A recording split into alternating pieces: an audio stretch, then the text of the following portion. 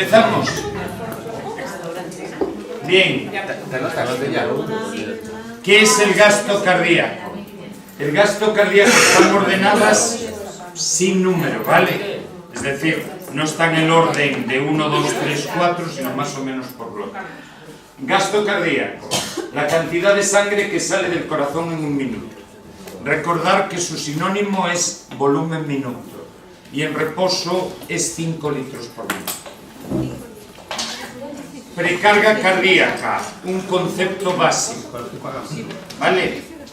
La precarga cardíaca, recordar que es la cantidad de sangre que llena el corazón y equivale a la presión que ejerce la sangre en la aurícula derecha en general, que es la presión venosa central. Lo que pasa es que la presión venosa central es la precarga del corazón derecho. La precarga del corazón izquierdo es más o menos la presión capilar pulmonar enclavada. ¿Comprendido? Como no podemos llegar hasta la aurícula izquierda para medir la presión sin alterar la función de eyección, automáticamente solo podemos aproximarnos a ella con el catéter de Swan-Ganz, acercándonos hasta donde se queda atorado. Precarga cardíaca, cantidad de sangre que llena el corazón antes de la contracción cardíaca. Yo comparo la función cardíaca con una función económica. El sueldo, la cantidad de dinero que os entra, es la precarga. ¿Comprendido? Presión de llenado del ventrículo derecho es la presión venosa central. Equivale a la precarga del corazón derecho, como hemos dicho. Postcarga, la más importante de las preguntas de fisiología cardíaca con la ley de Frank Starling. La postcarga es la presión mínima a la que tiene que contraerse el corazón para lanzar sangre. ¿Comprendido? La postcarga es siempre la tensión arterial. Eso es un concepto clave. Esto equivale más o menos a la hipoteca. La precarga es lo que ganas y el mínimo gasto que tienes al mes es la hipoteca. Cuando la hipoteca es mayor que lo que ganas, tenemos un big problem porque vas a comer hostias benditas en la catedral. Y tal y como vamos, también te las van a cobrar. ¿Vale? Presión que tiene que vencer el ventrículo para bombear a las arterias. ¿Comprendido? El parámetro hemodinámico que mejor refleja la poscarga es la tensión arterial. ¿Cómo se denomina el principio que señala al aumentar su precarga?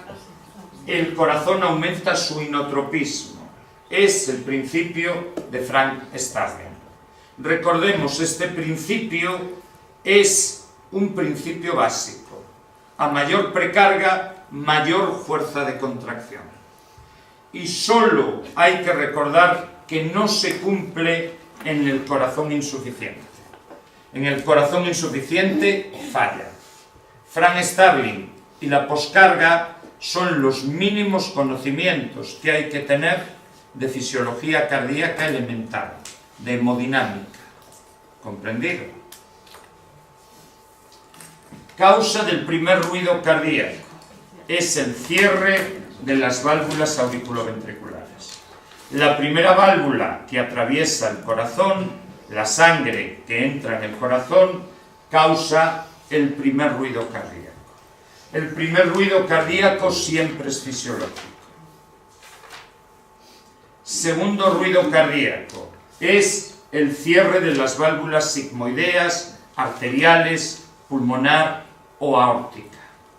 El segundo ruido y el primero son los ruidos fisiológicos. Siempre hay que tenerlo claro. Galope ventricular es la presencia del tercer ruido. ¿Comprendido? Este ruido que se genera por probablemente la dilatación del ventrículo cuando estamos mandando sangre. El tercer ruido es fisiológico por encima de una determinada edad. Tradicionalmente se ha dicho 40 años, pero yo cuando queráis os muestro mi ritmo cardíaco y tengo unos cuantos más y no tengo tercer ruido, ¿vale? Así que probablemente eso es un concepto que haya que ir cambiando. Pero es patológico cuando aparece en gente más joven, ¿comprendido? Y suele asociarse a la insuficiencia cardíaca. Suele asociarse a la necesidad de bombear con más fuerza, ¿comprendido? Galope auricular es la presencia del cuarto ruido. La presencia del cuarto ruido es un ruido producido por la aurícula. Se sospecha que es el ruido en el que la aurícula intenta meter más sangre y siempre es patológico. Se asocia a la cardiopatía isquémica, al infarto. ¿Comprendido? Tercer y cuarto ruido se denominan galopes porque van siempre asociados al primero y al segundo. Y entonces notaríamos un golpe y luego dos, eso es el galope ventricular. Dos golpes y luego uno es el galope auricular. Y la suma de los cuatro provocaría el galope de sumación. El galope de sumación es la presencia del tercer y cuarto ruido junto al primero y al segundo. ¿Comprendido? ¿Lo tenemos más o menos claro? Foco de auscultación mitral. Recordad que en el foco de auscultación mitral tenemos la zona del latido de la punta del corazón y el punto donde ponemos V4 en las derivaciones precordiales. El foco de auscultación mitral es quinto espacio intercostal, línea medioclavicular. Siempre decimos el lugar que tendría que ocupar el pezón de Brad Pitt, el pezón de un cuerpo perfecto, aunque ya Brad Pitt a lo mejor ya no es un cuerpo perfecto. Es básicamente el quinto espacio intercostal, línea izquierdo, línea medioclavicular. Bien, ¿qué nombre recibe la propiedad de las células cardíacas que consiste en la capacidad de producir estímulos eléctricos? Y la respuesta es automatismo. ¿Cuál es el marcapasos fisiológico del corazón? Es el nódulo sinusal. Se le puede llamar sino auricular, se le puede llamar de... ¿Recordáis su nombre con nombres? K-flag. ¿Entendido? Muchas veces, digamos que conviene tener las alternativas porque en corazón muchas veces hay preguntas que provienen de la revista Roll, que la revista Roll utiliza la terminología mexicana, que es un poquito diferente a la terminología europea. Principal función del nódulo auriculoventricular. Recordad, el nódulo auriculoventricular retrasa el estímulo eléctrico para garantizar que se completa la contracción de la aurícula. Y además tiene la función de controlar, es el lugar donde desemboca la estimulación vagal. ¿Comprendido? Cuando el vago actúa en el corazón, lo que hace es disminuir la velocidad de tránsito de los estímulos en el nódulo auriculoventricular. ¿Comprendido? Y de esa manera que la frecuencia cardíaca ventricular sea más lenta que la frecuencia cardíaca auricular. ¿Vale? ¿Está claro? Retraso el estímulo. ¿Qué frecuencia cardíaca existe en el ritmo sinusal? Estamos hablando entre 60 y 100. A la mayoría de las personas les cuesta aceptar que 85 sea una frecuencia normal. Por debajo de 60 hablamos de bradicardia, por encima de 100 hablamos de taquicardia. ¿Qué fenómeno eléctrico se corresponde con la onda P del electrocardiograma? Y recordemos, se corresponde la despolarización auricular, no la producción del estímulo. Es la despolarización de toda la aurícula. ¿Comprendido? Podemos, en vez de decir despolarización, estimulación auricular. Sí, perfectamente. ¿Vale? ¿Qué fenómeno eléctrico se corresponde con el complejo QRS? Por lo menos hay que saber qué es la despolarización ventricular. Pero hay que recordar que también incluye la repolarización auricular.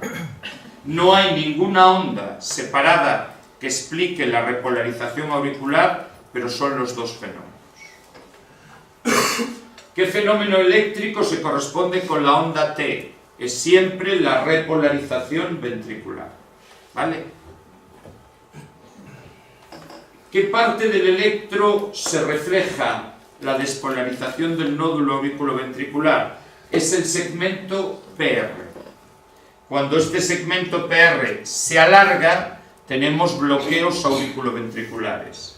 Cuando este segmento PR se acorta, tenemos síndromes de prescitación. Tenemos un Wolff-Parkinson-White. ¿Comprendido? El segmento PR siempre ha sido una pregunta de examen. Dura entre 0,12 y 0,20 milisegundos. ¿Vale? ¿Dónde se coloca el electrodo en la derivación precordial V4? En el mismo sitio que el foco de auscultación mitral que vimos antes. Recordad, V1 en el cuarto espacio intercostal y derecho, línea paraesternal. V2, cuarto espacio intercostal izquierdo, línea paraesternal. Sería lo que tendríamos más o menos aquí. ¿Comprendido? Después, V3 no tiene sitio fijo. Porque si lo pusiéramos en el sitio fijo, tendríamos que garantizar que no hay mama debajo. Y eso no se puede hacer en muchas mujeres. Así que lo que se hace es intentar buscar un sitio sin mama que esté equidistante de V2 y de V4. En algún caso significa prácticamente meterlo aquí, sobre el esternón. ¿Comprendido? Por eso no tiene nunca sitio fijo. Recordad, V1 y V2 estudian sobre todo a las aurículas. V3, V4 al ventrículo derecho. V5 y V6 al ventrículo izquierdo. ¿Comprendido? Por desgracia, una parte importante del ventrículo izquierdo, la cara inferior, no se ve bien con ninguna. Y por eso, cuando dudamos de que haya un infarto en cara inferior, tenemos que ir por el lado derecho.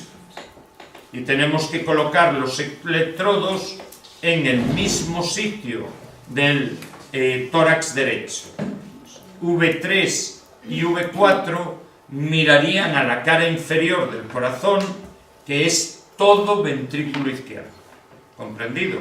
V3 y V4 derechos, que son V3R y V4R. Derecho está en inglés, right. ¿Entendido? Cuando no detectamos un infarto y clínicamente lo aparece, hay que explorar la cara inferior. Y la cara posterior se exploraría con V7 y V8 en la espalda. ¿Comprendido? V5 estaría en el quinto espacio intercostal, línea axilar anterior. Siempre a la izquierda. Y V6 en el quinto espacio intercostal izquierdo, línea axilar media. ¿Comprendido? V7 sería en línea axilar posterior y V8 sería en línea escapular media. Todos en V5, todos en el quinto espacio intercostal. ¿Lo hemos entendido? Es decir, cuando exploramos un infarto,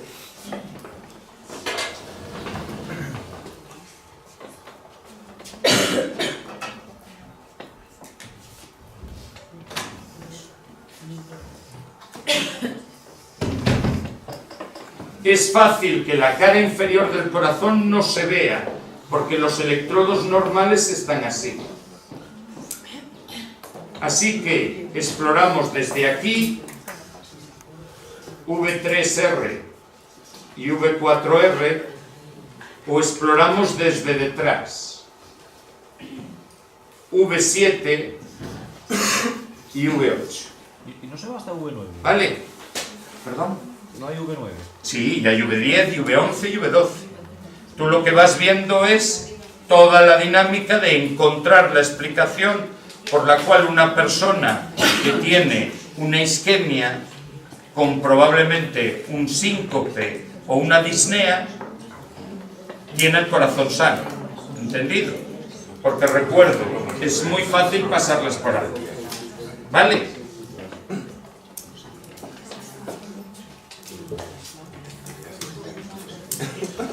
Derivaciones aumentadas de la electrocardiografía. Las derivaciones aumentadas del electro son las derivaciones que llamamos derivación AVR, AVF y AVL. Son derivaciones donde hemos eliminado el electrodo negativo y los trazados son más grandes. Todas llevan delante la letra A, que quiere decir aumentada. Como solo hay un electrodo, son las derivaciones monopolares de los miembros.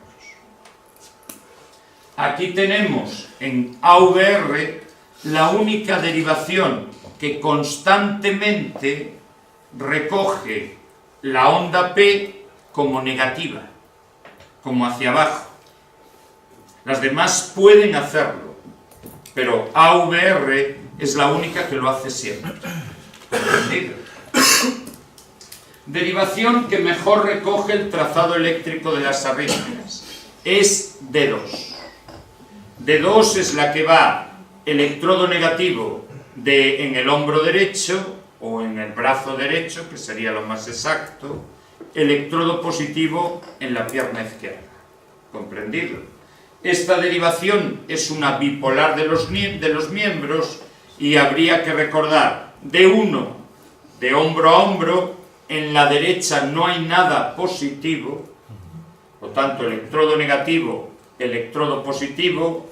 Luego vamos por el sentido contrario a las agujas del reloj, V2, electrodo negativo, electrodo positivo, y luego V3, electrodo negativo, electrodo positivo. D2 es la derivación que busca arritmias. Cuando buscamos infartos, buscamos en derivaciones aisladas. Tenemos que identificar en las de las extremidades y en las precordiales para triangular la posición y saber dónde está el infarto. ¿Comprendido? ¿Qué voltaje representa un milímetro vertical en un electro? Es, recordar, 0,1 milivoltios. Aquí hay que tener cuidado porque instintivamente pones 1. ¿Comprendido? Cada línea milimétrica es 0,1 milivoltios. Para un infarto se necesita en la mayoría de las derivaciones más de 1, pero hay alguna derivación que necesita 2. ¿Comprendido? Velocidad a la que se ajusta el papel del electro. Recordar que es 25 milímetros por segundo. Por eso el papel milimetrado, cada marca, es en realidad un tiempo. Principal condición técnica que se tiene que cumplir para medir la tensión arterial de forma precisa. ¿Cuál crees que es?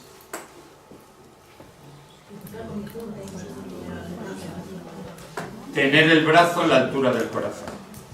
¿Entendido? Todo brazo que esté por encima recoge tensiones más bajas, todo brazo que esté por debajo recoge condiciones más altas. Anchura y longitud que tiene que tener un manguito para medir la tensión arterial de forma correcta. Estamos hablando del 40% de la anchura y el 80% de la longitud. El 40% de la anchura y el 80% de la longitud. Esto anularía la creencia antigua, pero que ha caído muchas veces en examen, de que el manguito debe ocupar 2/3 partes del brazo, porque automáticamente nos dejaría con una longitud del 66. ¿Comprendido? ¿Hasta qué presión se debe poner el manguito para medir la tensión arterial? Hasta 30 milímetros por encima del cese del latido radial. ¿Comprendido? Si subo más, voy a provocar una contracción de esa arteria y va a salir falseada la medición por exceso. ¿Comprendido? La situación es recordar, cuando empiezo a bajar el manguito, la presión del manguito, oigo golpes. El primer golpe es la fase 1 de Korotkov. Siempre es la máxima. El segundo golpe son golpes asimétricos que se corresponden a la fase 2. Son golpes que están en la llamada presión por encima de la tensión arterial media. La tercera fase es por debajo de la tensión arterial media. Son los golpes más claros, los golpes que todos identificamos sin problema. Fase 4 es cuando ya está a punto de obstruirse la arteria y se oye un cierto matiz silbante. Se oiría un pum, pum, pum. ¿Comprendido? La fase 4 se va a utilizar como mínima en las situaciones donde hay taquicardia en reposo. Donde hay taquicardia en reposo, cuando un latido está a punto de agotarse, viene otro que lo levanta. Y tú bajas hasta 0 y no dejas de oír sonidos. Esas son las situaciones hipercinéticas. Las situaciones hipercinéticas principales son la niñez, la anemia, el embarazo, las infecciones y el hipertiroidismo. ¿Entendido? Anemia, niñez, embarazo, infecciones e hipertiroidismo. En ellas se debe buscar la fase 4 como mínima. ¿Comprendido? Fase 5, el cese absoluto de sonidos, y en general es la mínima. ¿Comprendido? Tensión arterial media, se pregunta muchas veces. Una máxima más 2 mínimas dividida entre 3. Y es la tensión que soporta el vaso a lo largo de todo ciclo. La tensión media que soporta ese vaso. ¿Comprendido?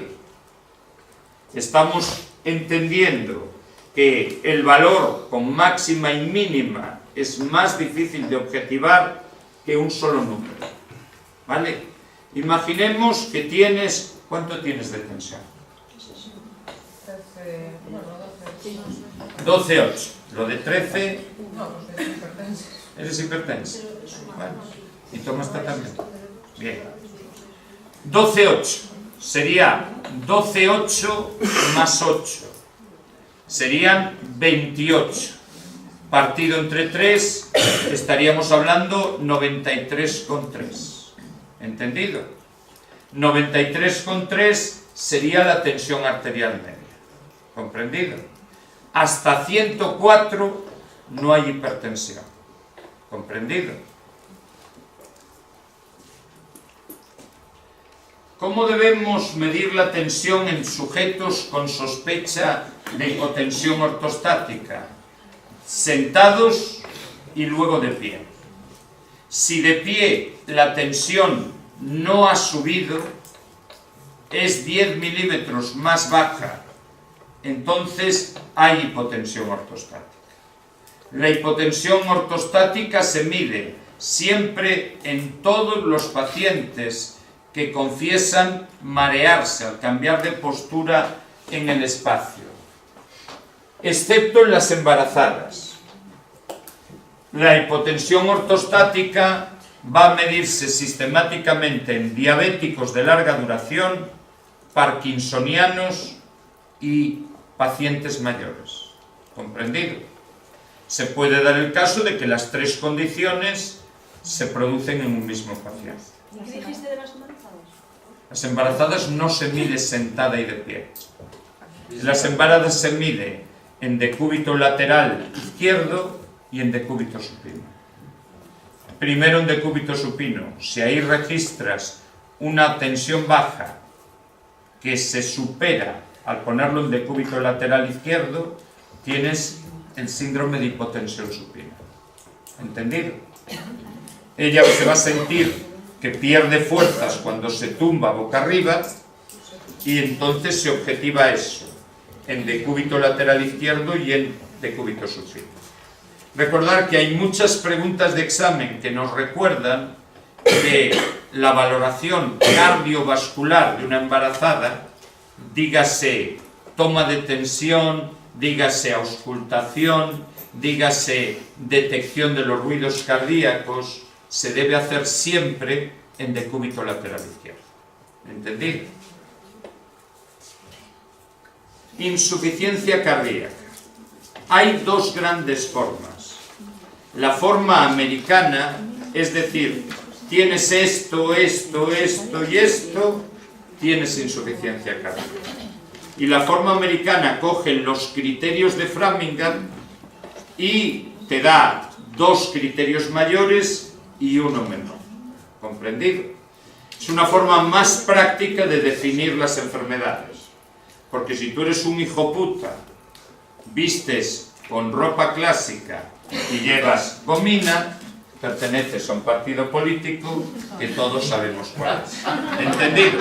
Está claro. Si tú eres una persona medianamente normal, no votas Vox. ¿Entendido? Así que eso es calificar por la vía americana. ¿Vale? Segundo, en Europa nos gusta definir a las personas, lo cual no es una buena opción, porque nadie es blanco o negro. Entonces siempre habrá cosas raras, cosas dudosas.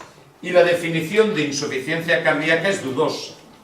La incapacidad del corazón para cubrir las necesidades del organismo o cuando lo hace con una presión excesiva, siempre habrá situaciones dudosas, como si la persona está hipertiroidea, ¿se consideraría eso insuficiencia cardíaca? Si la persona tiene unas necesidades muy altas, ¿se consideraría eso insuficiencia cardíaca? Y lo normal es decir que sí, pero siempre habría casos dudosos. Cuando el corazón no es capaz de cubrir las necesidades del organismo, hablamos de insuficiencia cardíaca. ¿Vale? La causa más frecuente de insuficiencia cardíaca es una mezcolanza en Europa de hipertensión y cardiopatía isquémica. En España es más importante la hipertensión. La cardiopatía isquémica está un poquito por detrás. En España el 55% de los pacientes con insuficiencia cardíaca tienen hipertensión arterial. ¿Comprendido? En el mundo, aparte de estas dos, aparece la cardiopatía dilatada, que es la cardiopatía que aparece en personas con hambre. ¿Vale? En España es testimonial. ¿Vale? Mecanismo de compensación que se pone en marcha en la insuficiencia cardíaca siempre es la activación del simpático. lo primero que hacemos cuando el corazón no bombea es meterle más frecuencia. ¿Comprendido? Después utilizaremos la activación del sistema renina-angiotensina-aldosterona. ¿Comprendido? Que siempre hay que dominarlo. Recordad, la renina se segrega en el riñón, en la zona yuxtaglomerular, ante una caída de tensión.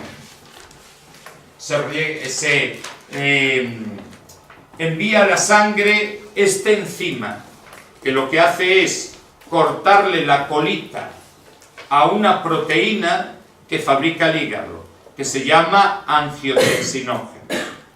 Así que renina va a permitir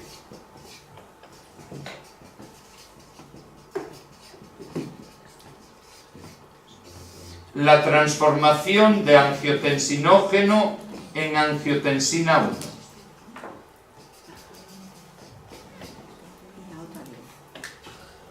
Cada vez más la angiotensina 1 se empieza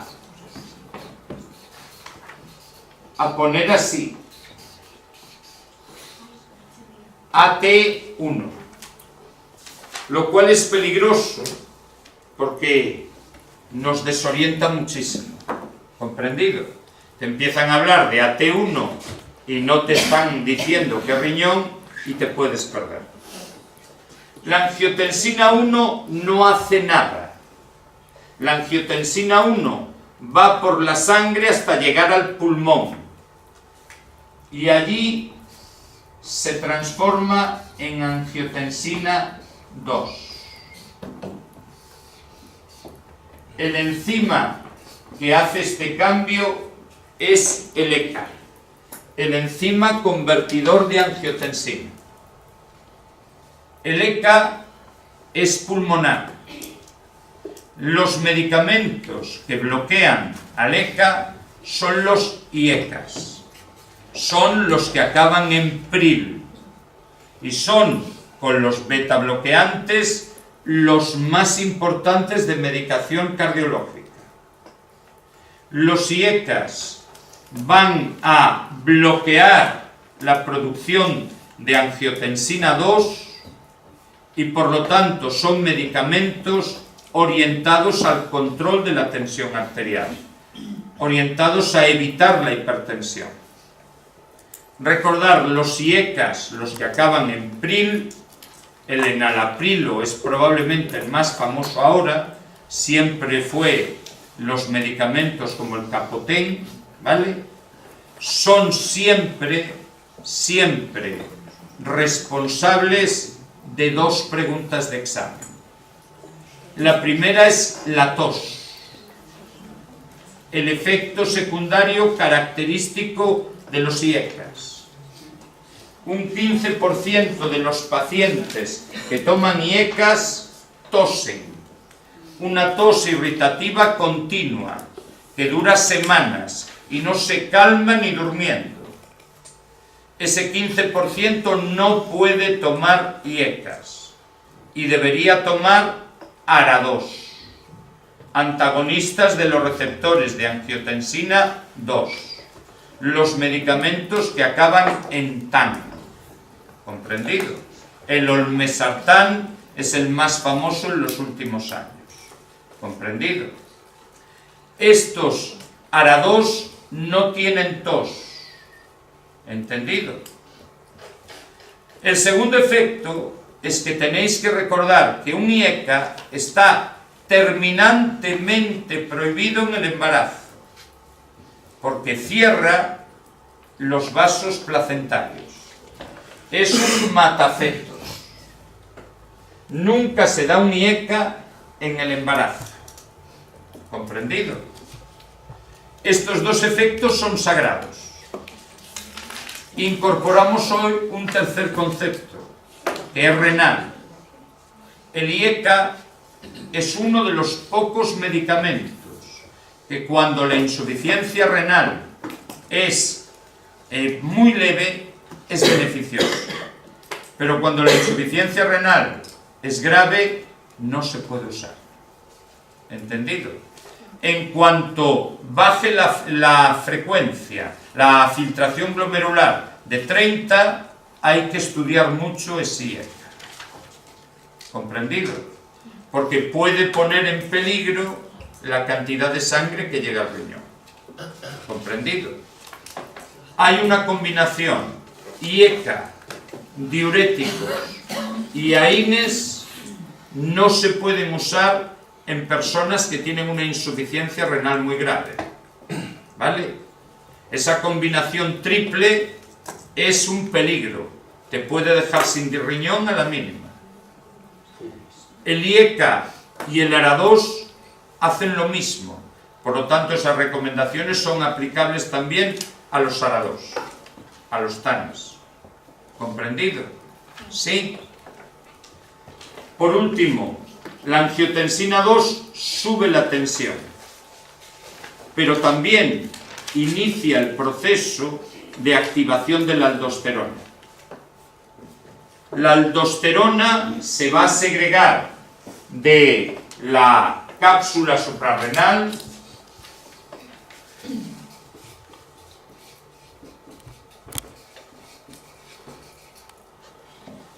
y va a actuar en la parte final de la nefrona aldosterona, Cris.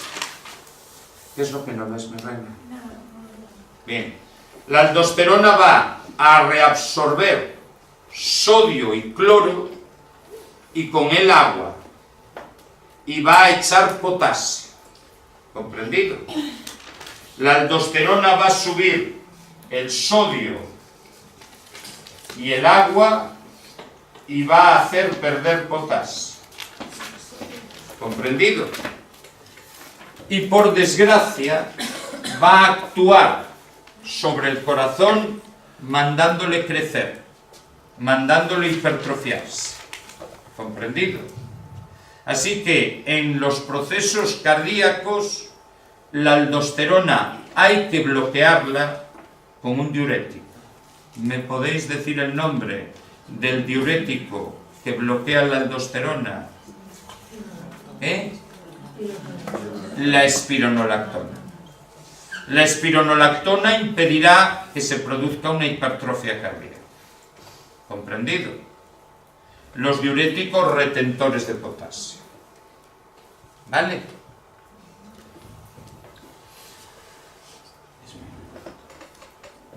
Esto lleva a decir dónde se segrega la renina, en la zona yuxtaglomerular del riñón. ¿Comprendido? ¿Cómo se llama la enzima que activa la renina? Angiotensina 1. ¿Está claro? Insuficiencia cardíaca, con la taquicardia, con la retención de agua y de sales, el corazón suele estabilizarse, por lo menos al principio. Es una estabilización que a medio plazo será mala. Es como cuando no tenemos dinero y recurrimos a la tarjeta de crédito. Recurrir para unos meses no es un problema. Fundir la tarjeta de crédito es un problema, porque te va a cobrar muchísimos intereses. Así que a la larga, los factores de compensación son los que permiten que la insuficiencia se prolongue. Entonces, llega algo que te desequilibra y te hace tener clínica. ¿Vale? Tradicionalmente, el factor desequilibrante más importante fueron las arritmias.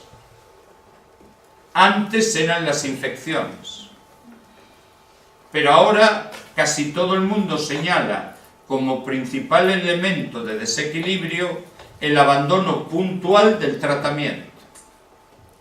No es nada raro que una persona que esté tomando medicación antihipertensiva se vaya de viaje y no tome 1, 2, 3, 4 días su medicación. Y automáticamente se produce una reaparición de la enfermedad y aparecen signos de insuficiencia cardíaca. ¿Entendido? Los criterios que se utilizan todavía, pero ya no de una manera tan clara en Europa, son los criterios de Framingham. Teníamos criterios mayores y criterios menores. Los criterios mayores son los síntomas que solo aparecen en insuficiencia cardíaca. Y los criterios menores son los síntomas que pueden aparecer en otras patologías. Por ejemplo, el tercer ruido es un criterio mayor. En cambio, la cardiomegalia, la hepatomegalia es un criterio, la hepatomegalia solo, y los edemas son criterios menores. Para tener insuficiencia cardíaca había que tener 2 mayores y un menor. ¿Comprendido? La combinación que vosotros queráis. Bien, los síntomas más característicos de la insuficiencia cardíaca izquierda son las disneas. La disnea de esfuerzo y la disnea de reposo aparecen también en patología respiratoria. Por lo tanto, no son los más característicos. Recordad, disnea grado 1, la que aparece con esfuerzos máximos habituales, no excepcionales. Si una persona corre una maratón, es normal tener disnea. Disnea grado 2 es la disnea de medianos esfuerzos, la disnea que aparece en una actividad de ejercicio menor de la máxima diaria, de la que se hacía máximo todos los días.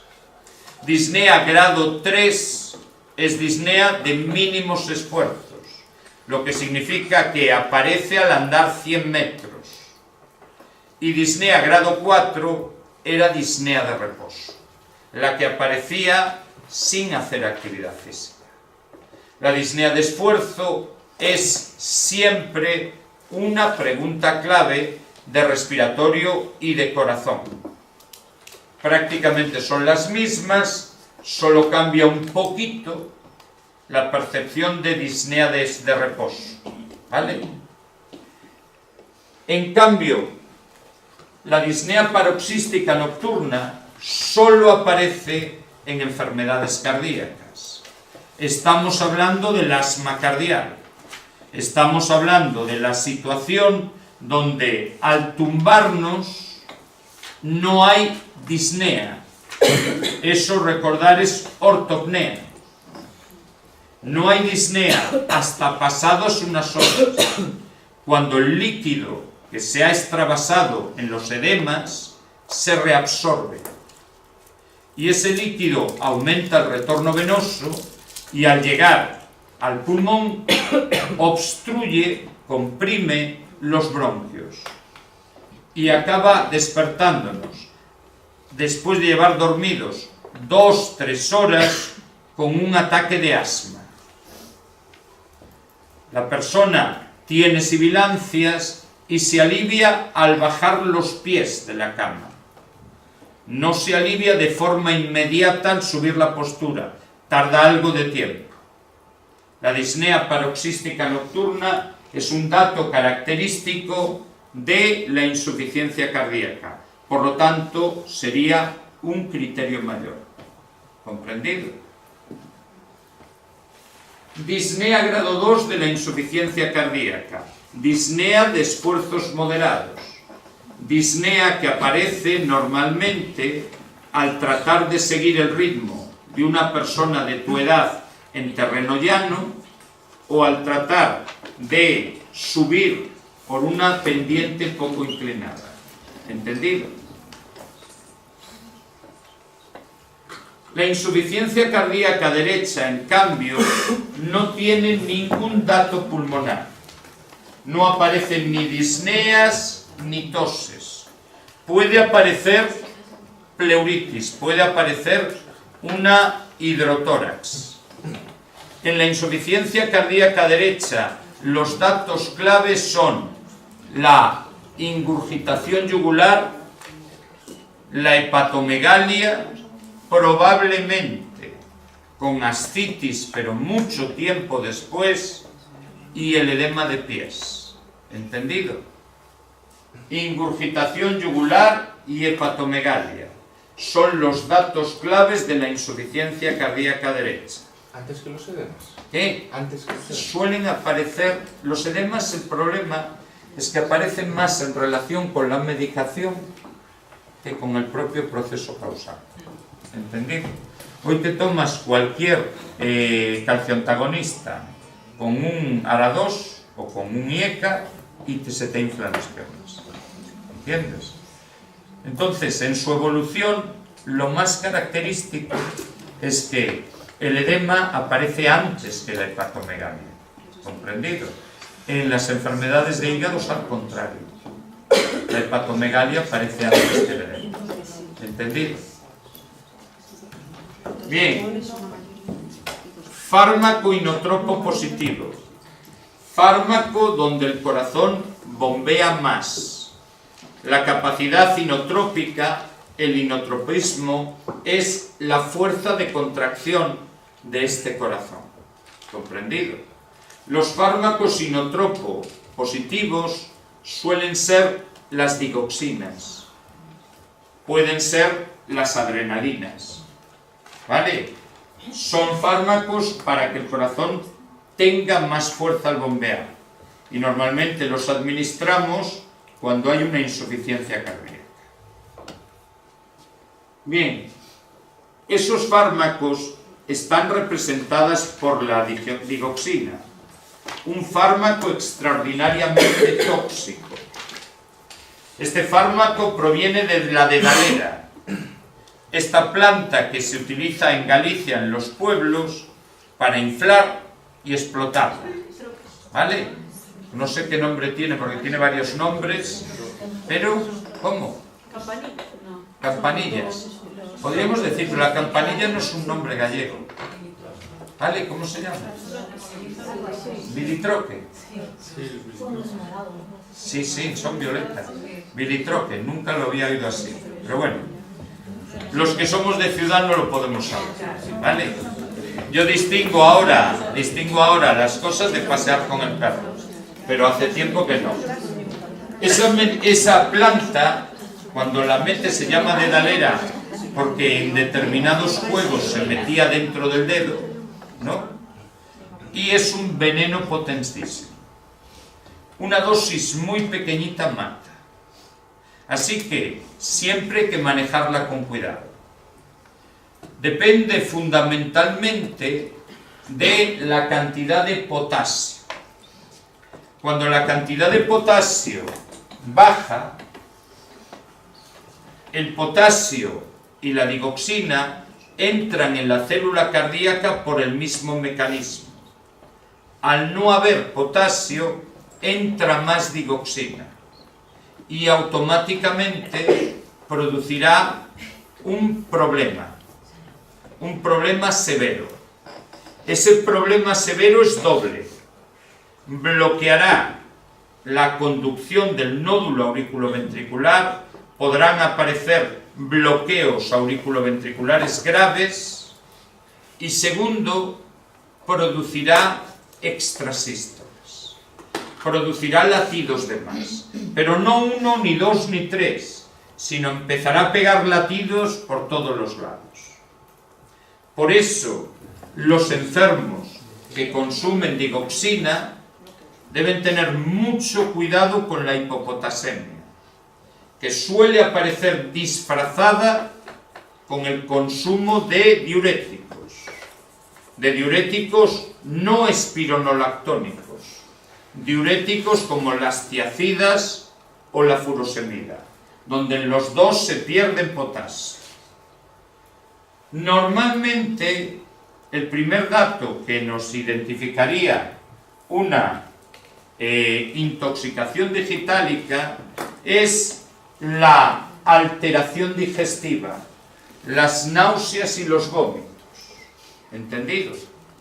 Cuando un paciente digitalizado, cuyo electro tiene cubeta digitálica, que indica consume todos los días digoxina, tiene náuseas, vómitos y diarrea, hay que suspender inmediatamente la digoxina.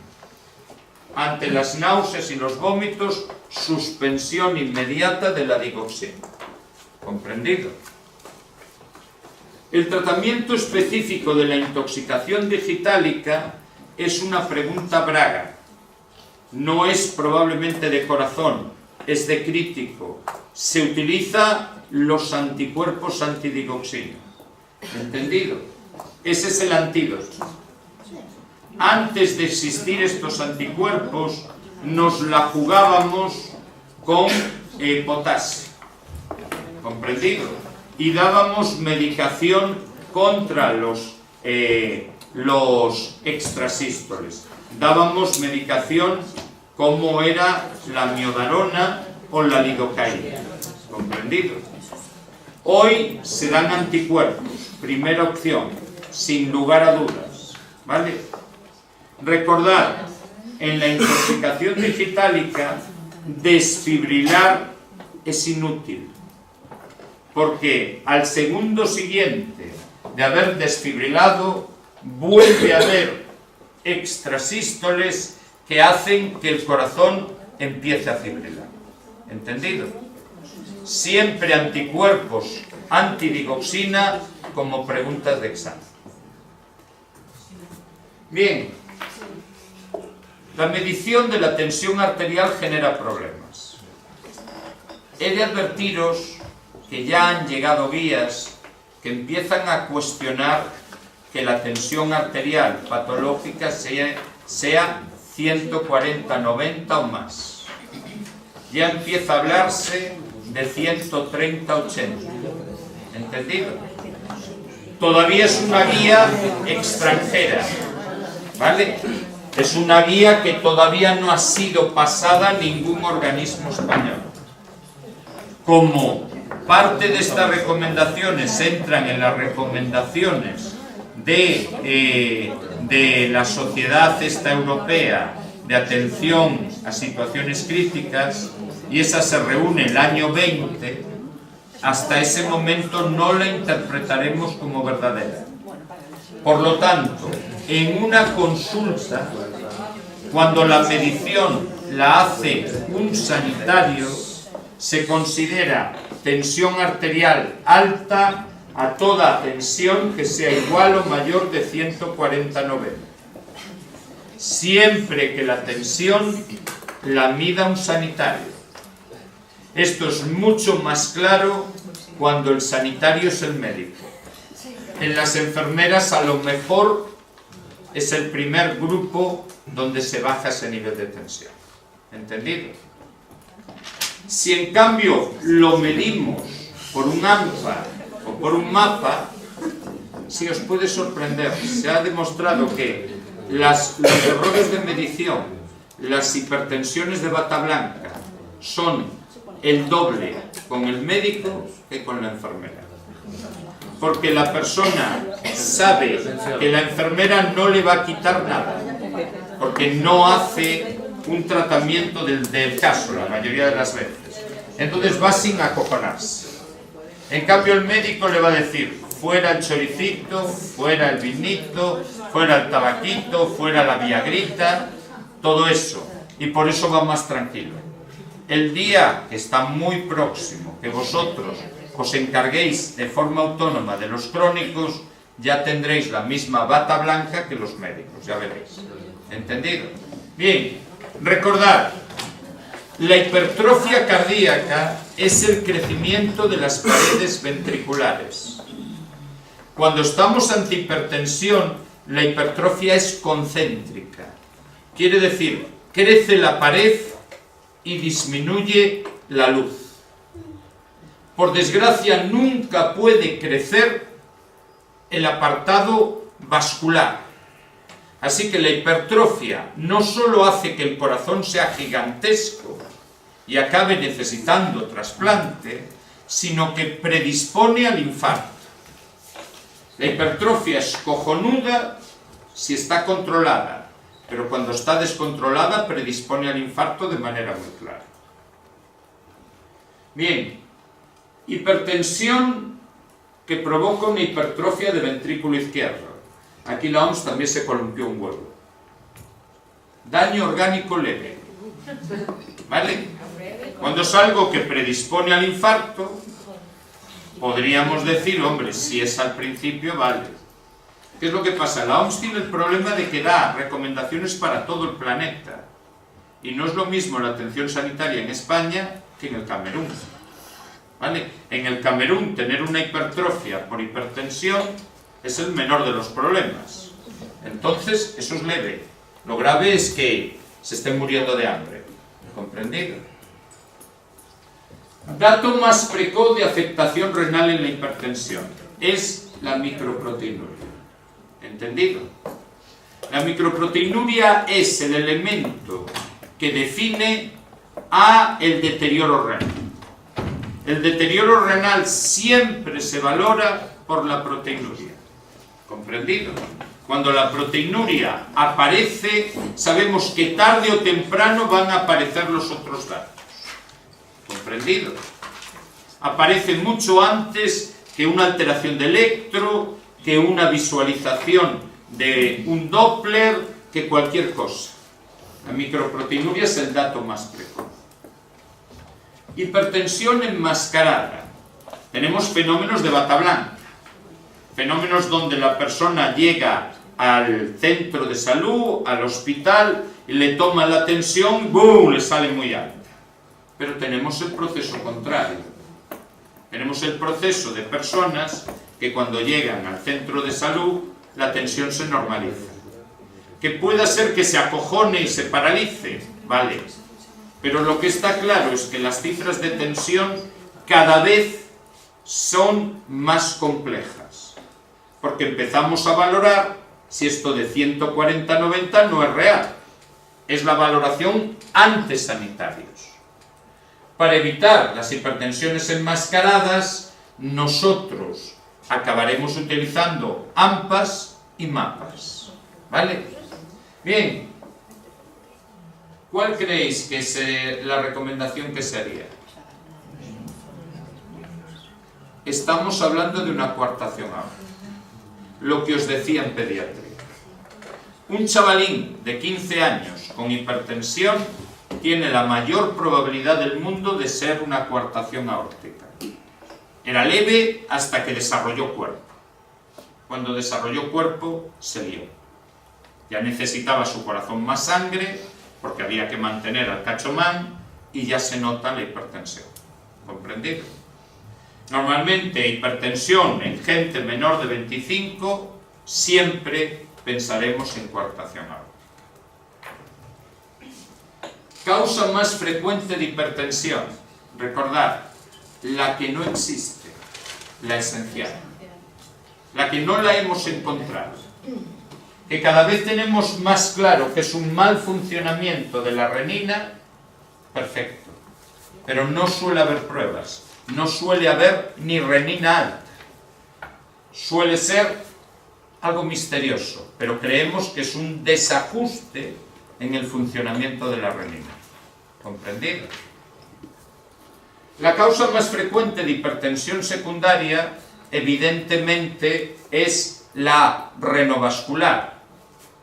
Digo evidentemente porque esto es una mentira. Es la farmacológica. Cualquier mujer que tome anticoncepción hormonal tiene niveles de tensión más altos. Pero la que se diagnostica, la que va a pruebas, la que pasa por consultas, suele ser una arteria renal ocluida. Bien porque has nacido con esa arteria renal ocluida, bien porque ha habido un trombo o ha habido un proceso arteriosclerótico en él. Sin embargo, tenéis que recordar que los medicamentos son causa de hipertensión, ¿vale? Sobre todo los corticoides, sobre todo los AINES, sobre todo las hormonas. Los medicamentos que retienen líquido generan hipertensión. Y también los medicamentos que utilizamos para parar los catarros, porque son cocaínas débiles. Y las cocaínas débiles disparan la tensión. Por cierto, a un enfermo renal no se le pueden dar medicaciones para catarros. Cuando están graves, le pueden descompensar el riñón. ¿Con codeína? No. Medicación vasoconstrictora. Es decir, si no tienes coca y te quieres encocar, te compras un esnifador, lo rompes y lo masticas. El problema es que no tenga mentol y te encocas seguro. ¿Vale? La fenilefedrina es una coca suave, igual que el Ventolin. ¿Vale? La gente que tuviera 2 dedos de frente, en vez de pagar 60 euros el medio gramo, llevaría un inhalador de 0,8 euros y tendría el mismo efecto. ¿Entendido? AMPA, automedición de la tensión arterial. Estamos hablando de una medición de 3 veces diarias por la mañana, 3 veces diarias por la tarde, durante 4 o 5 días, para comprobar que tu tensión es la normal. Esto, evidentemente, como me mido yo a mí mismo, algo que hace 20 años, el médico, ¿cómo se iba a medir el paciente? Cuando empezaron a verse saturados, dijeron, no, que se mira al paciente, Esto antes era impresentable. Antes, si tú te medías la tensión en la farmacia, eso no se hace, eso no tiene fiabilidad. Y ahora es lo fiable. Y dices, joder, no lo entiendo. ¿Vale? O antes alguien se columpió, o ahora se está columpiando alguien. Pues el AMPA es una medida eficazísima para sacar a pacientes de las consultas. Durante una semana no te dan la vara, mientras se dan el AMPA. ¿Entendido? ¿Está claro? Bien. Mediciones diarias en el AMPA. 3 por la mañana y 3 por la tarde. ¿Entendido? Entre 6 y 9 de la mañana, 6 y 9 de la noche. ¿Entendido? Eso ya es más anglosajón. Yo a las 6 me tengo que levantar para medir la tensión y me da un pititud. ¿Vale? ¿Entendido? En el mapa nos encontramos con que las tensiones son diferentes a una consulta. Como son diurnas, entonces 135-85. En el mapa hay tensiones nocturnas y en el mapa cae espectacularmente. En el mapa va a 120-70. Diario, sumando mañana y noche, vamos a 130-80. ¿Qué es la tensión que se está propugnando? La media diaria del mapa. ¿Entendido? 135-85 porque el AMPA solo mide tensiones de día. Aunque lo de las 6 de la mañana en Galicia de día es un poquito importante. Pero bueno. ¿Qué es un mapa? Una monitorización ambulatoria de la tensión arterial. Normalmente consiste en una medición de aproximadamente 24-25 horas cada X minutos. La hay de cada 20, la hay de cada 30, la hay de cada 40. Normalmente es 20 o 15 y 30 y 40 por las noches. Va recogiendo todos los datos y te va a sacar una media. Una mapa válida es cuando, claro, cuando te están midiendo, si yo sigo moviendo el brazo no vale. Entonces, si yo cada vez que se me hincha quiero tocarle los huevos a alguien y hago esto, el mapa no tiene validez. Así que el 30% de las mediciones, como mínimo, tienen que ser malas para que un mapa sea válido. ¿Entendido? Si tengo más del 30%, nene, aquello es una caca. Si voy a hacer 2 mediciones en todo un día válidas, automáticamente eso no vale para nada. La mejor manera de retrasar y mantener la baja es eso, empezar a putear con las pruebas y así se retrasa y te pasas 1 año y medio de baja. Los especialistas en vivir del cuento lo hacen, ¿vale? ¿Qué valor de tensión arterial medido por un mapa se considera diagnóstica durante la noche? Es una tensión muy bajita. 120-70. La de día es 135-85. La de noche es 120-70. Y si sumamos las dos, la media nos va a 130-80. ¿Entendido? ¿Está claro? En insuficiencia renal, aquí tenemos problemas. Los cardiólogos dicen esto. Los nefrólogos dicen que esté por debajo de 140-90, ¿eh? ¿Por qué? Porque el que se pasa bajando la tensión arterial se carga el riñón. Así que, si se cargan el riñón, ¿de qué cojones vale que no vaya a ser la tensión quien se lo cargue? ¿Vale? La hipotensión es la primera causa de necrosis tubular aguda, de insuficiencia renal aguda. Pues no bajes la tensión a lo bestia, no vaya a haber problema. ¿Entendido? Bien, medidas de tratamiento no farmacológico de la tensión arterial. La primera medida siempre será adelgaza cabrón. ¿Vale? No hay ningún problema.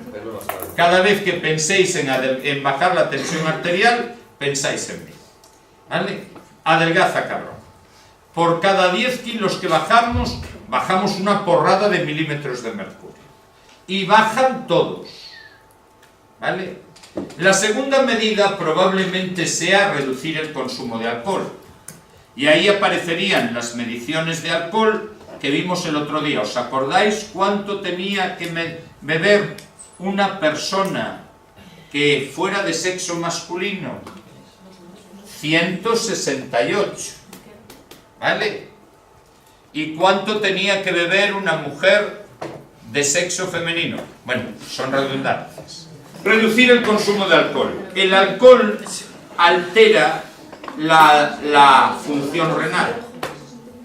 Altera al reducir la cantidad de agua que se queda en el cuerpo. El ADH se anula con el alcohol, meamos más agua, concentramos iones. Por lo tanto, el que bebe alcohol hace lo contrario a un diurético. Mea igual, pero retiene el sodio. ¿Comprendido? Tercero, el ejercicio físico aeróbico. El ejercicio físico aeróbico entrena al simpático. Cuando una persona no tiene ejercicio, a la mínima se pone a 250. Por lo tanto, está todo el tiempo con una hiperacción simpática. La persona que hace ejercicio físico le dice al simpático: tú ahora trabajas y tú ahora no trabajas. Lo que pasa es que esto de entrenar al simpático con sesiones de 30 minutos cada 2 días es un poquito dudoso. Pero bueno, parece que tiene efecto. Y la última medida es la dieta hiposódica ligera. ¿Entendido? Porque eso solo es imprescindible en los viejos.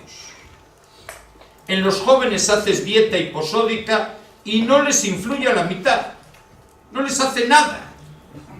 Eso es lo que se llama sodiosensibles. ¿Comprendido? Así que nunca penséis que la primera medida es quitar el sodio.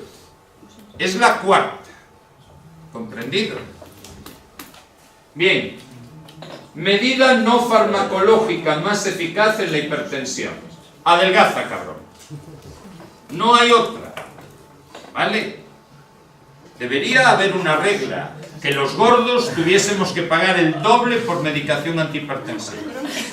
¿Entendido? Como se hacía en Inglaterra. Si fumas, la operación de corazón de infarto la pagas tú.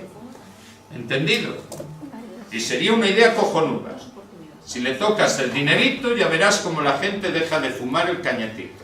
¿Vale? ¿Entendido? Bien. ¿Cuáles son los medicamentos más usados en el control de la tensión arterial? Los IECA y los ARADOS. Durante años fueron los diuréticos. El principal efecto secundario de los IECAs es la tos, que es una urgencia hipertensiva. Recordad, tenemos urgencias y emergencias. Una urgencia es una subida de tensión donde no hay fallo de órgano diana. ¿Comprendido? Fijaros las subidas, ¿eh? Que nadie me diga que 140 es una urgencia. 140 puede ser una emergencia porque hay fallo de un órgano diana. Pero hasta que te suba de 210, no me vengas diciendo que eso es una urgencia, de una emergencia. Eso sí, si me dice me duele la cabeza ya puede cambiar, ¿o no? No, tiene que ser un colapso de órgano diana. Tiene que ser un infarto, tiene que ser un ACVA, tiene que ser una convulsión, tiene que ser una clínica de isquemia arterial aguda, tiene que ser un fallo renal agudo. Todo eso es emergencia. Ante una urgencia hipertensiva, te tomas tu pastillita en un sitio tranquilito y relájate. Si en 30 minutos no ha bajado la tensión, te doy otra pastillita y te vas al hospital. Y que pringue especializada. ¿Entendido? Es, recordemos, reposo en silencio, tomar las pastillas no tomadas. Hay a veces que hay gente que viene, es que me ha subido la tensión, pero ¿se tomó usted la medicación hoy? No. Ah, vale. Vale. Se recomienda el captopril, pese a que mucha gente dice que ya está un poquito atrasado. Bien, emergencia hipertensiva, colapso del órgano diana, pero con una tensión de 140/90. Repito, infarto, también vale angina, ACVA, problemas de convulsiones, rotura de neurismas, isquemias arteriales periféricas. Si tienes la tensión alta es una emergencia y esto sí se trata. No se hacen medidas de reposo. ¿Vale? Y el medicamento más usado en una emergencia será siempre el nitroprusiato. Solo hay dos situaciones donde el nitroprusiato no se puede usar. El embarazo, porque produce sustancias tóxicas que matarían al niño, produce sustancias parecidas al cianuro, y los ACVAs, porque como es un medicamento vasodilatador, aumentaría la pica. ¿Vale? ¿Cuáles son los riesgos del uso del nitroprusiato? Extendidísimo. Tenemos un riesgo secundario que es que le estemos metiendo una medicación que no valga para nada, porque como es sensible a la luz, como le dé la luz, la cagamos. ¿Vale? Pero el riesgo más importante del uso de nitroprusiato es la emisión de cianuros, la emisión de sustancias que hacen una intoxicación de glóbulos rojos y reducen el oxígeno, y que la persona empieza a hacer tonterías con la cabeza porque no recibe oxígeno, porque tiene una metahemoglobinemia. ¿Entendido? Empiezan a decir paridas, empiezan a tener delirios, empiezan a tener alucinaciones.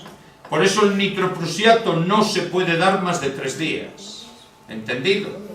Y siempre conviene administrar vitaminas B6 o B12 para mejorar esta situación. ¿Qué emergencias hipertensivas no se puede usar nitroprusiato? Siempre ACVAs y eclampsia. Bien, ¿quién controla a un paciente cuya hipertensión está normalizada? La enfermera. ¿Vale? Cuando la hipertensión no está normalizada, el médico. Pues a partir de dentro de un año ese elemento cambiará. En un año te lo digo. En un año. Lo tengo clarísimo. ¿Vale? ¿Cuál es la principal característica clínica del dolor torácico de origen cardíaco? Es la opresión, que no se modifica con la respiración o la postura. Si el dolor no es opresivo, probablemente en la misma localización sea un dolor de esófago. Si el dolor no se modifica con los movimientos respiratorios o con la postura, estamos hablando de un dolor de pericardio. Los dolores cardíacos no son tan claros, pero en general, esófago, una esofagitis por reflujo o una pericarditis tiene dolor en las mismas zonas y a veces, como en el caso de la pericarditis, parece incluso opresivo. ¿Entendido? Así que esto lo tendríamos que tener claro. El dolor torácico en la cardiopatía isquémica depende del cuadro. Cuando estamos hablando de angina de pecho estable, dura entre 5 y 20 minutos. Normalmente a los 20 minutos o te has muerto, ¿vale? O has parado, o te has tomado una nitro. Pero es que los infartos dura 30, y siempre he de advertiros, hay situaciones que son excepciones. Hay dolores de ciertas anginas que duran 1 hora y media. ¿Comprendido? Son las anginas inestables, las anginas que confundimos con ese término de SCA sin elevación de ST. ¿Entendido? Siempre de 5 a 20 minutos en la angina, más de 30 en el infarto. ¿Cuáles son las localizaciones más habituales del dolor torácico de origen cardíaco?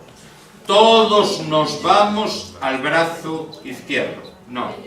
La localización más frecuente es retroesternal. Luego, ángulo submandibular. Luego, las dos escápulas. Luego, el borde interno del brazo izquierdo. Si el corazón está a la izquierda. El corazón está a la derecha, es en el otro lado. ¿Entendido? Y luego, epigástrico. Nunca os olvidéis. Va para arriba y va para abajo. ¿Comprendido? En una mujer es más frecuente que el dolor sea aquí que aquí. ¿Entendido?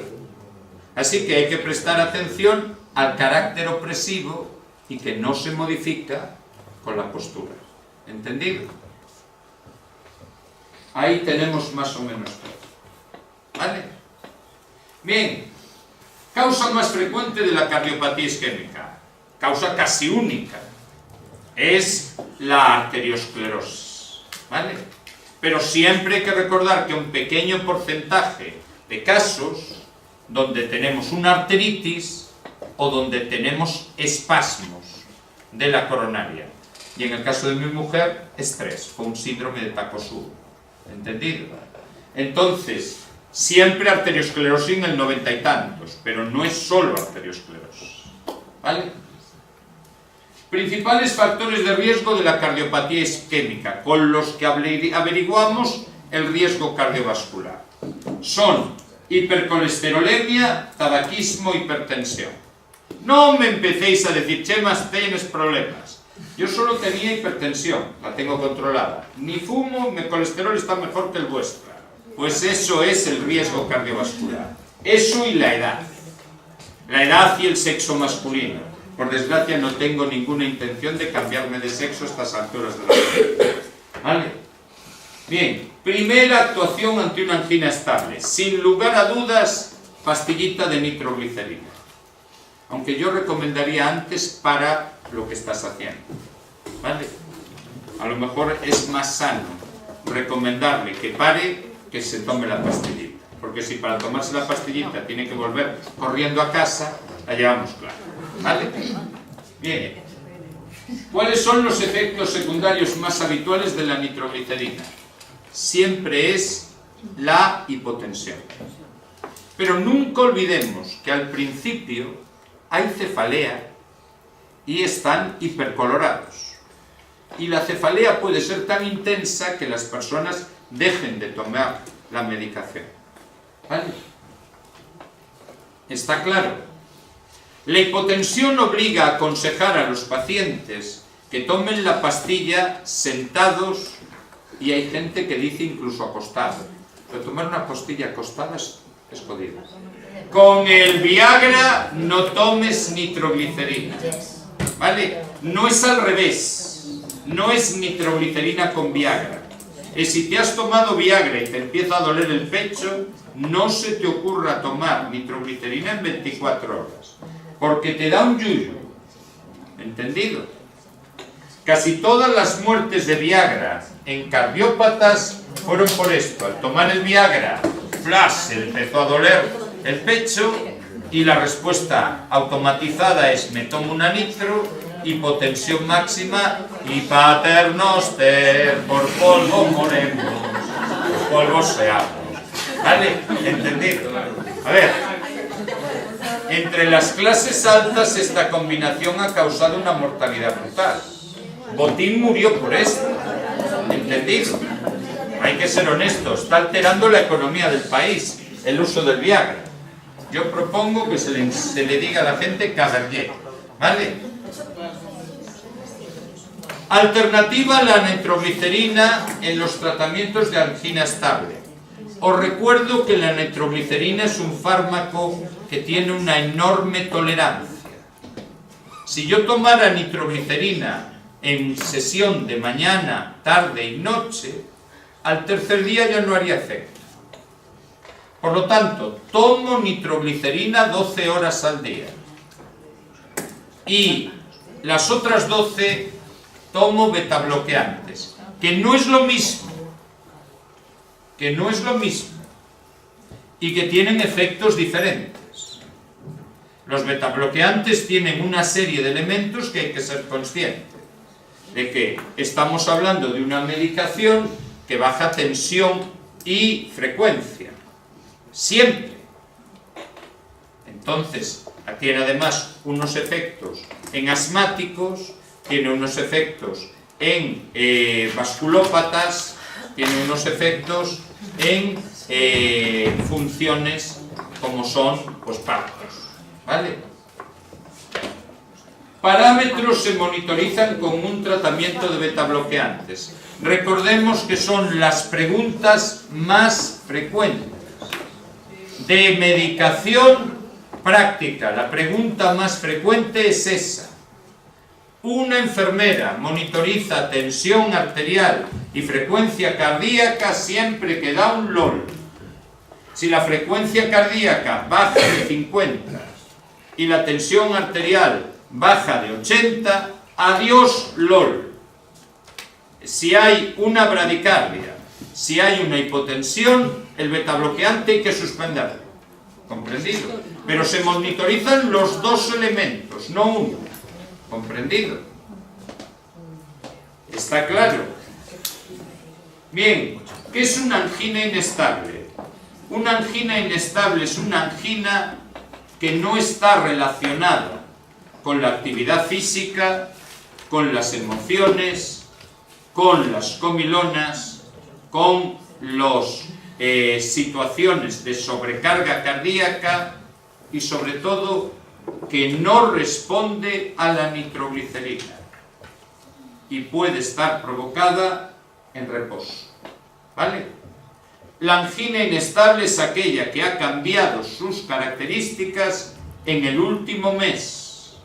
Y una angina inestable puede ser un infarto, puede ser algo tan parecido al infarto que nos confundamos, o acabar terminando en un infarto.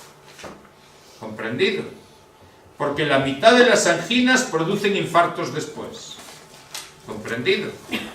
Así que, si el dolor no se calma con nitroglicerina, si el dolor no se produce en esfuerzo, si el dolor no tiene esa disminución evidente al parar, estamos ante una angina inestable y nos encontramos con un riesgo de escasez.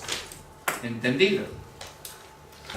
La angina de Prinzmetal, que hoy no se llama Prinzmetal más que en vuestros exámenes, hoy todo el mundo le llama angina variante o angina vasoespástica, es el espasmo de las arterias coronarias. Un espasmo de naturaleza refleja. Es una angina que típicamente aparece de noche, 3-4 de la mañana, con una altísima relación con frío y reflejos, y que no va a beneficiarse de betabloqueantes.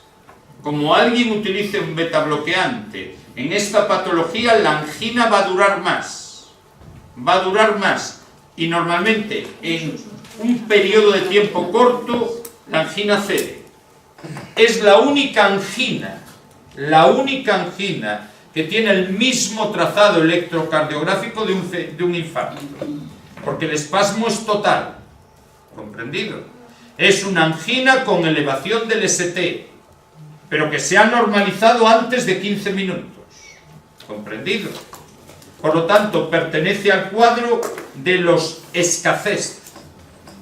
Todas las demás anginas son síndromes coronarios agudos sin elevación de ST. ¿Entendido? ¿Sí? Bien, ¿cuándo debe realizarse el electro en un episodio de síndrome coronario agudo? En el momento del dolor, ¿vale? En los primeros 10 minutos de la actuación.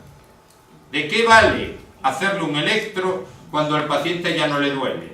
Pues vale que 1 de cada 20 detectas la causa, pero ninguno más. ¿Entendido? ¿Cuál es el dato más importante en la valoración de la cardiopatía isquémica? Siempre la elevación del segmento ST. ¿Entendido? Es cierto que casi todos los infartos van para arriba. Hay infartos que van para abajo. El infarto que va para abajo es cuando lo que se muere es el segmento más pegado a la pared cardíaca. ¿Comprendido?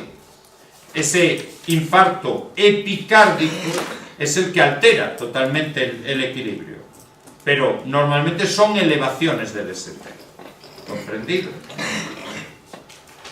¿Qué significa la presencia de una onda Q patológica en un electro? Pues recordemos que la cardiopatía isquémica tiene 3 signos electrocardiográficos.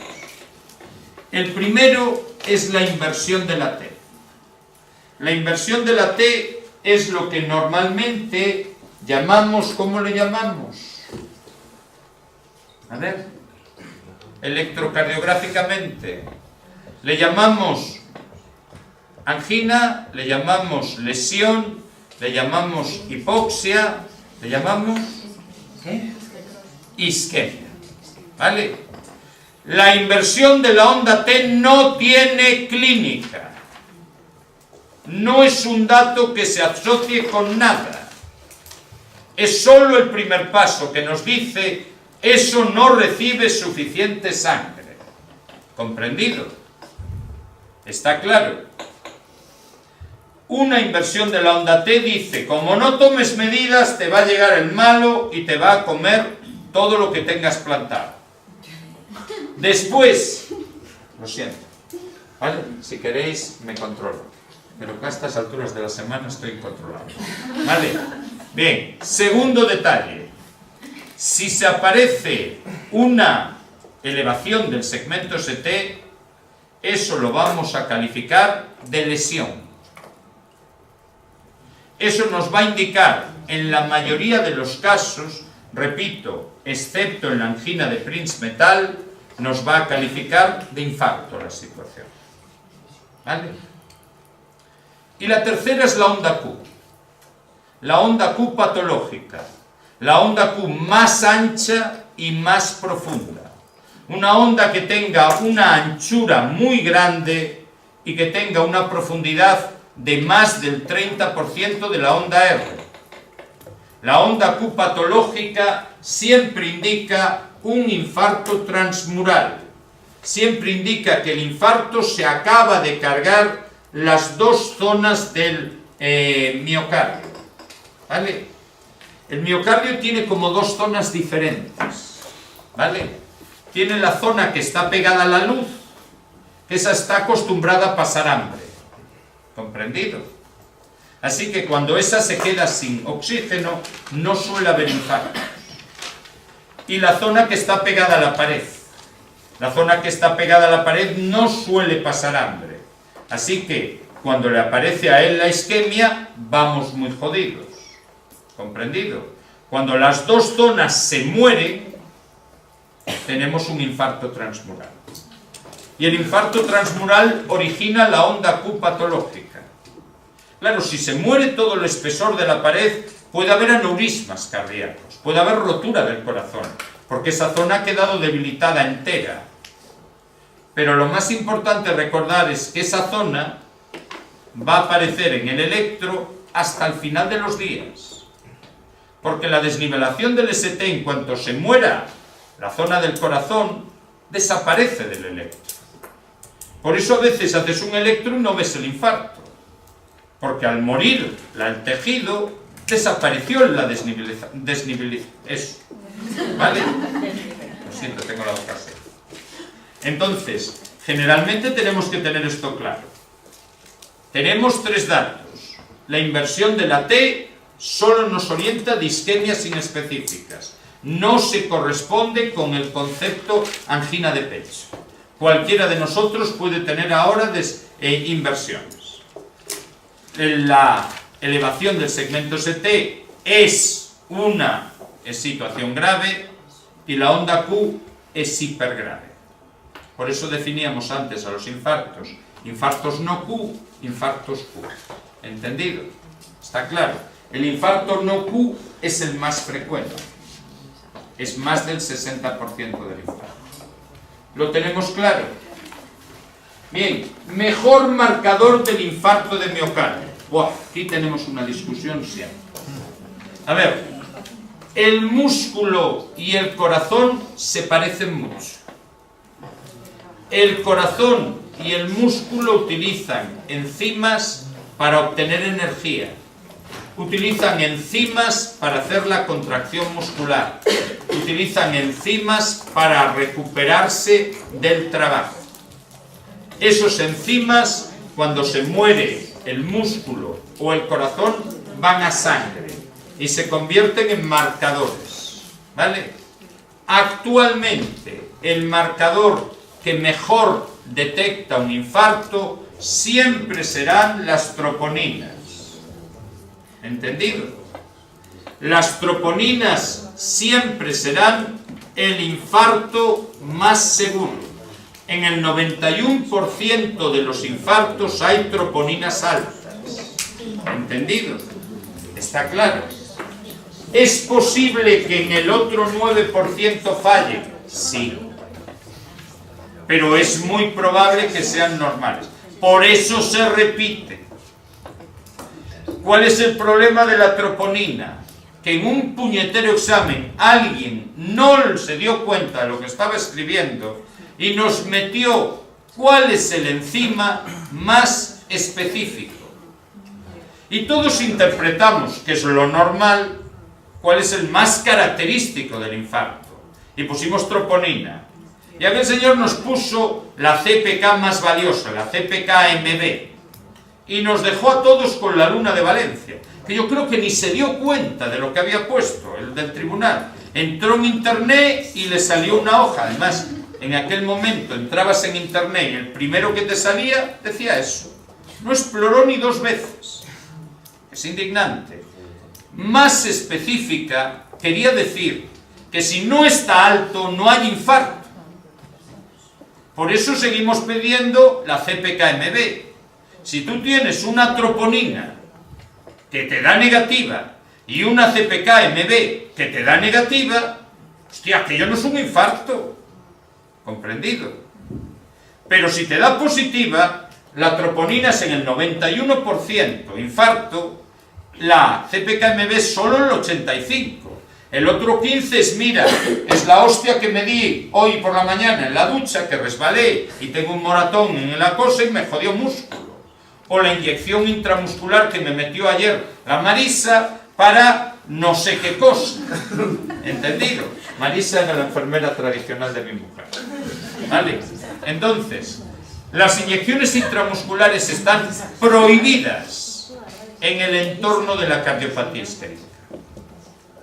Nadie le puede decir, ay, ay, ay, viene borracho, le voy a meter, no sé, un Venerva intramuscular. ¿Qué dices que tiene un infarto? ¡Fuera!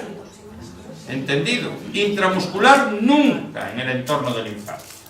Porque te va a alterar las enzimas musculares. ¿Entendido? ¿Cuál es el problema de la troponina? Todos sabéis que los infartos tienen, a partir de las 4 horas, cuando ha desaparecido el susto, un riesgo mayor de infartos. Es lo que llamamos síndrome metainfarto. Y la troponina, por desgracia, no ha bajado todavía. Es más, puede que no haya llegado a su máximo. Así que si se produce un segundo infarto a las 2 horas, o a las 4 horas, o a las 5 horas, con troponina no nos enteraríamos. Porque tendríamos siempre la duda de si la elevación es de 1 o de 2 infartos. Así que siempre, para valorar reinfartos, colocamos las mioglobinas. Las mioglobinas valoran reinfartos. ¿Por qué? Porque bajan a las 2-3 horas. Por lo tanto, a las 5 horas del infarto ya estarían de bajada. Si vemos que han bajado y vuelven a subir, hostia, esto es un nuevo infarto. El síndrome meteinfarto es un problema. ¿Comprendido? Por lo tanto, memorizaremos aquí y en Cuba troponinas para diagnosticar infarto, CPKMB para confirmarlo y mioglobinas para confirmar reinfartos. ¿Comprendido? Sí. Luego sería conveniente de hacer a las 24 horas la lactodeshidrogenasa, la LDH. La LDH2 elevada nos garantiza que es un infarto. Lo que pasa es que tarda más de 12 horas en elevarse. Y así podríamos planificar las intervenciones tardías. Esas cuatro marcadores son sagrados. Esperemos que en este examen, por primera vez, lo hagan bien. ¿Vale? Bien. ¿Alguna duda? Primer objetivo en el tratamiento de la cardiopatía isquémica, sin dudarlo, es quitar dolor. El dolor aumenta el consumo de oxígeno, agrava el infarto. Y para quitar el dolor solo hay una medida seria, que ya no se está diciendo así, nosotros lo utilizamos para recordar, pero hoy ya no se dice hablamona, ¿entendido? Hablamona no, ya no se propugna sistemáticamente.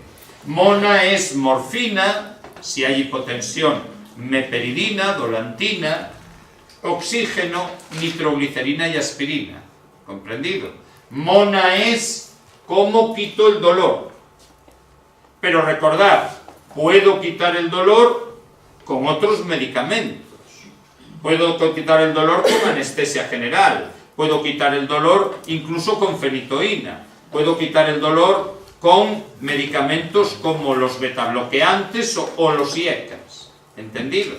Pero en general, la mona es la sorpresa. Morfina. Nunca se debería dar una morfina con hipotensión.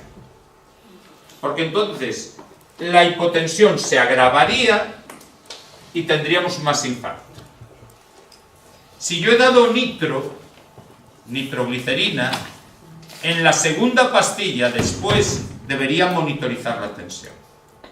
Ya inventarán un dispositivo que te diga, antes de tomar pastilla, compruebe tensión arterial.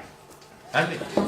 ¿Cuál es la alternativa a la morfina para calmar el dolor en los casos de hipotensión? Es la meperidina o dolantina. ¿Vale? Bien, llegamos a un centro que tiene capacidad de hacer una intervención coronaria transcutánea, un ICP. ¿Cuál es el plazo ideal para realizarlo? El plazo ideal para realizarlo son 90 minutos después del dolor. Nadie lo va a hacer antes. Entre el traslado, entre la preparación de la sala de hemodinámica, entre las pruebas para localizar el vaso, mínimo 90 minutos. Y si a alguien se lo hacen en 90 minutos, la probabilidad de que te queden secuelas se minimiza un montón. Ojito que no es seguro, ¿eh? Siempre hay que aclarar, una enfermedad de triple vaso, cuando están todas las coronarias jodidas, que aunque son dos, recordar que una se divide en dos y es como si fueran dos vasos separados. Una enfermedad de triple vaso, incluso con el ICP, en este tiempo a lo mejor no sales adelante. ¿Vale? 90 minutos si hay ICP. Para eso hay que vivir al lado del Cunqueiro. Bien, ¿cuál debe ser la actuación en un paciente que no va a recibir ICP en 120 minutos? La atención en un paciente que no va a recibir ICP en 120 minutos es meterle un fibrinolítico, meterle un alteplasa. ¿Comprendido? Es prácticamente imposible que viviendo a 100 kilómetros de Vigo en dirección Orense, un fin de semana, cuando haya lluvia o cuando haya niebla, prácticamente imposible llegar en este periodo de 120 minutos al Cunqueiro. Por lo tanto, la alteplasa es una opción en todos los PACs de Orense. Prácticamente, ya no digamos, yo no tengo muy claro, si te da un infarto en Berín un sábado, ¿a dónde te llevan? ¿A Vigo? ¿O te quedas más cerca? Te llevan a León. No tengo claro cuál está más cerca. ¿No? ¿Lo tenéis claro? Martín, ¿tú qué eso estabas? Helicóptero y Vigo. Pero, a ver, el problema está que el helicóptero puede aterrizar. Bueno, claro, si no, por eso. Claro. ¿Entiendes? No, el helicóptero hasta Berín ¿cuánto puede tardar? ¿Media hora? Bien. Fibrinolisis, alteplasa. ¿Cuál es el principal riesgo de la administración de alteplasa? Lógicamente, el principal riesgo de la administración de un fármaco que quita trombos será que empieces a sangrar. Como hayas tenido un problema de sangrados hace menos de 3 meses, esos trombos todavía no están organificados y vas a empezar a sangrar. Como se te haya hecho un soporte vital avanzado muy traumático, vas a poder sangrar. La alteplasa produce esos defectos. El lugar de elección para la vía intravenosa en los casos de SCA es la flexura del codo izquierdo. ¿Entendido? ¿Está claro? Porque tenemos que preservar el territorio para poder hacer el SCA. No podemos estar jugando con la vía intravenosa cuando vas a tener que meter algo tan delicado como es un catéter hacia arriba. ¿Vale? Bien, ¿qué marcador indicaría mejor la presencia de un reinfarto? Siempre la mioglobina. ¿Vale? Porque su vida media no llega a 5 horas. Con lo cual ya está de bajada a esas 5 horas. Trazado electrocardiográfico de bloqueo auriculoventricular de primer grado. Segmento PR mayor de 0,12-0,20 segundos. ¿Comprendido? ¿Cuáles son los riesgos más importantes de una taquiarritmia? Que no se llene el corazón y por lo tanto genere una hipotensión y una angina, y que aumente el consumo de oxígeno y genere directamente la angina. ¿Comprendido? Por lo tanto, una taquiarritmia es más fácil que provoque infarto por esos dos mecanismos. Y una bradiarritmia por el contrario. La bradiarritmia directamente ya no bombea suficiente y ya por hipotensión te provoca el infarto. Bien, ¿de qué arritmia es característica la onda delta? Siempre hay gilipolleces que yo no me estudiaría con mucha profundidad, pero la onda delta es del Wolff-Parkinson-White. El Wolff-Parkinson-White, que hay que avisaros, para leer una delta tienes que ver bien, porque es como una muesca en la subida del QRS, ¿vale? En la onda F. Bien, causa más frecuente de fibrilación auricular. Recordad, es la patología de la válvula mitral.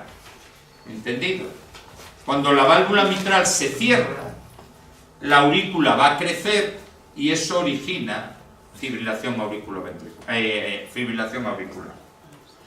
Es posible que haya otras causas. En una persona joven suele ser antes la cocaína que esto.